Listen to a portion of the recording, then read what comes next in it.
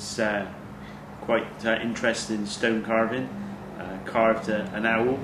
So it was a bit of an introductory of using a hammer and chisel with soft stone. I think it was Bath stone, if I remember rightly.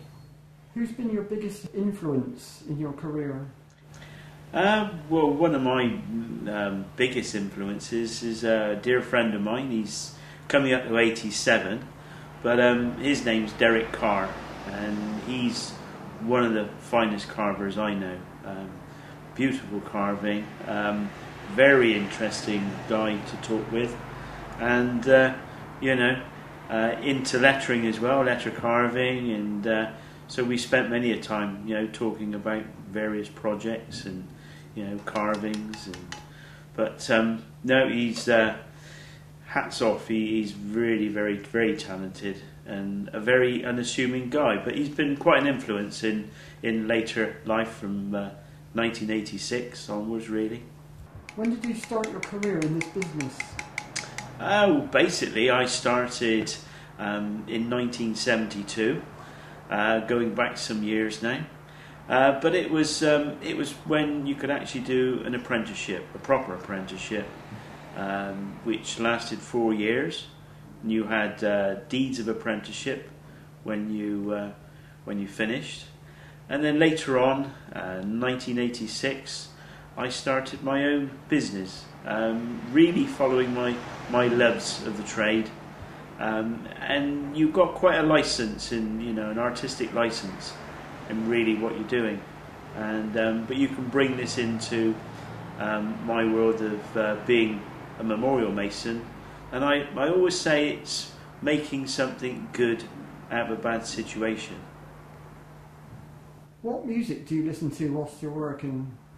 Oh, now that's a big one, because I love all kinds of music, and it plays a big part when you're working. I often say that if somebody comes in, I'm in sort of Narnia, working away. But no, I love anything from sort of, it could be rock, could be Irish music, but one of my loves is Hans Zimmer.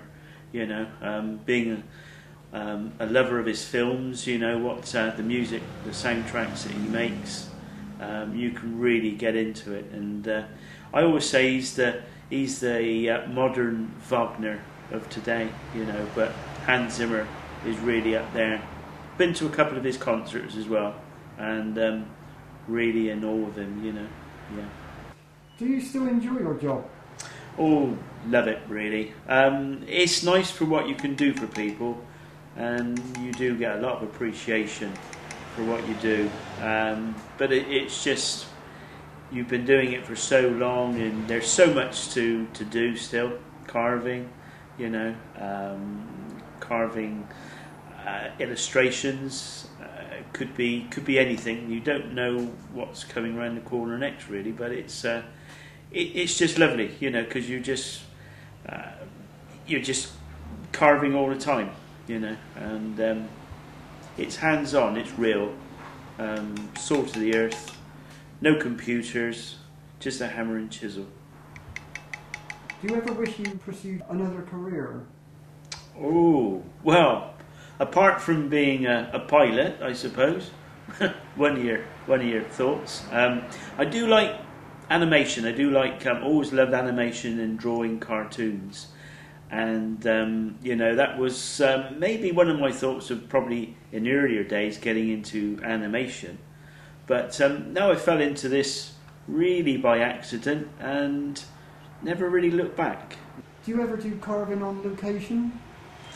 Yeah, sometimes. I always say Mohammed's got to go to the mountain where it's so big you can't move the piece of stone, so you go out and you cut an inscription on a large memorial that's out in the cemetery or churchyard, because some of the churchyard memorials are very big, and then there's no way you can ever move those. So yeah, it's something nice sitting in a nice quiet churchyard, and you're carving away. And one of the largest letters I ever cut was, I call it temple-like letters, and they were 18 inches high, and that was on the the facade of Horn and Wood House, the pub restaurant up in town, just off Queen Square in Bath.